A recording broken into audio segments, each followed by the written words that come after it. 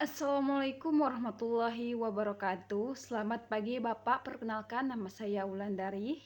Pada kesempatan ini saya akan membahas mengenai cakupan hukum internasional yang meliputi 4 aspek utama, yaitu subjek hukum internasional, dan yang kedua sumber hukum internasional, yang ketiga hubungan hukum internasional dengan hukum nasional, serta yang keempat, ruang lingkup serta perkembangan hukum internasional. Pembahasan ini penting karena hukum internasional berperan dalam menjaga ketertiban, perdamaian, dan kerjasama antar negara di dunia yang semakin global. Subjek hukum internasional yang pertama ada subjek hukum internasional. Saya akan membahas tentang subjek hukum internasional. Subjek hukum internasional adalah pihak yang memiliki hak dan kewajiban menurut hukum internasional serta memiliki kapasitas untuk menuntut atau dituntut berdasarkan hukum internasional. Baik, yang pertama, negara sebagai subjek utama. Subjek utama dalam hukum internasional adalah negara. Negara memiliki kedaulatan, yaitu kekuasaan tertinggi dalam wilayahnya dan kebebasan dalam hubungan luar negeri. Suatu entitas dapat disebut negara jika memenuhi 4 unsur di bawah ini. Yang pertama ada penduduk tetap, yang kedua wilayah tertentu, yang ketiga pemerintahan, dan yang keempat kemampuan menjalani hubungan dengan negara lain. Keempat unsur ini menjadi dasar pengakuan dalam praktik internasional. Selanjutnya, ada organisasi internasional. Selain negara, terdapat organisasi internasional seperti Perserikatan Bangsa-Bangsa atau PBB, ASEAN, dan WTO. Organisasi internasional memiliki kepribadian hukum internasional, yang artinya mereka dapat membuat perjanjian, memiliki hak dan kewajiban, serta kondisi tertentu dapat mengajukan klaim internasional. Contohnya, PBB memiliki kapasitas hukum untuk menjalankan misi perdamaian di berbagai negara konflik. Selanjutnya, individu sebagai subjek hukum internasional. Perkembangan modern menunjukkan bahwa individu juga menjadi subjek hukum internasional, terutama dalam konteks hak asasi manusia dan hukum pidana internasional. Contohnya sendiri, individu yang melakukan kejahatan genosida atau kejahatan perang dalam diadili Mahkamah Pidana Internasional. Hal ini menunjukkan bahwa hukum internasional tidak hanya mengatur hubungan antar negara, tetapi juga mengatur tanggung jawab individu secara langsung. Dan yang kedua, ada sumber hukum internasional. Selanjutnya adalah sumber hukum internasional. Sumber hukum internasional tercantum dalam pasal 38 ayat 1.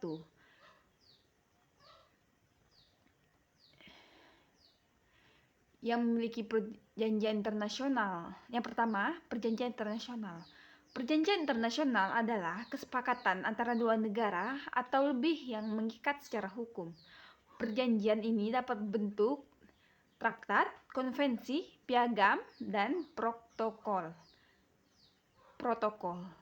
Contohnya adalah Konvensi Hukum Laut 1982 yang mengatur batas wilayah laut dan negara atas sumber daya laut. Perjanjian menjadi sumber utama karena dibuat berdasarkan kesepakatan bersama. Selanjutnya, kebiasaan internasional. Kebiasaan internasional termasuk dari praktik negara yang dilakukan secara konsisten dan diterima secara hukum. Terdapat dua unsur penting. Yang pertama, praktik yang berulang-ulang. Yang kedua, keyakinan hukum. Contohnya adalah kekebalan diplomatik yang terjadi menjadi praktik utama di dunia. Yang C selanjutnya, praktik hukum umum. Prinsip hukum umum. Prinsip hukum umum adalah prinsip yang diakui oleh bangsa-bangsa beradab Misalnya, prinsip itikat baik. Prinsip tanggung jawab negara. Prinsip ini sering digunakan ketika tidak ada aturan tertulis yang jelas. Selanjutnya yang keempat, putusan pengadilan dan doktrin. Putusan Mahkamah Internasional serta pendapat para ahli hukum juga menjadi sumber tambahan untuk menafsirkan hukum internasional. Selanjutnya, yang ketiga ada hubungan hukum internasional dan hukum nasional. Bagian ketiga adalah yang ketiga ada hubungan hukum internasional dan hukum nasional. Bagian ketiga adalah hubungan antara hukum internasional dan hukum nasional. Terdapat dua teori utama. Yang pertama ada teori monisme. Teori monisme menyatakan bahwa hukum internasional dan hukum nasional merupakan satu kesatuan sistem hukum. Dalam teori ini, hukum internasional dapat langsung berlaku dalam sistem hukum nasional tanpa perlu pengesahan khusus. Jika terjadi konflik, hukum internasional dapat menegaskan hukum nasional. Yang kedua ada hukum dualisme. Teori dualisme dan hukum nasional. Yang kedua ada teori dualisme. Teori dualisme menyatakan bahwa hukum internasional dan hukum nasional adalah dua sistem yang berbeda dan terpisah. Agar hukum internasional berlaku di dalam negara harus diratifikasi atau diubah terlebih dahulu menjadi hukum nasional. Indonesia cenderung mengikuti pendekat dualisme karena perjanjian internasional harus diratifikasi melalui undang-undang atau peraturan presiden agar berlaku secara nasional. Hal ini menunjukkan pentingnya harmonisasi antara hukum internasional dan hukum nasional. Baik, yang terakhir, yang keempat ada ruang lingkup dan perkembangan hukum internasional. Pada awalnya, hukum internasional hanya mengatur hubungan antara negara, terutama dalam bidang diplomasi dan perang. Namun, seiring perkembangan zaman, ruang lingkup semakin luas, meliputi yang pertama ada hukum hak asasi manusia yang mengatur perlindungan hak-hak dasar manusia secara universal. Yang kedua ada hukum humaniter yang mengatur aturan dalam konflik bersenjata untuk melindungi warga sipil dan kombatan yang tidak lagi bertempur. Yang ketiga ada hukum laut. Hukum laut sendiri mengatur wilayah laut, zona ekonomi eksklusif, dan hak eksplorasi sumber daya alam. Dan yang keempat, hukum internasional. Yang keempat ada hukum lingkungan internasional yang mengatur kerjasama global dalam menangani perubahan iklim dan pencegahan lingkungan.